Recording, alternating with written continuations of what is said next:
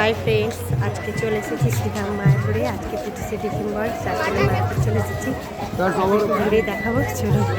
দেখুন কীর্তন হচ্ছে এখানে, হরিনাম সংকীর্তন হচ্ছে। এই যে মন্দির, এখন রাত, এখন 7:30 বাজে, সন্ধ্যাবেলা, রাতবেলা যাবে না। কি সুন্দর, এই হচ্ছে আমাদের শ্রীধাম মায়াপুর। জয় শ্রী ভগবান।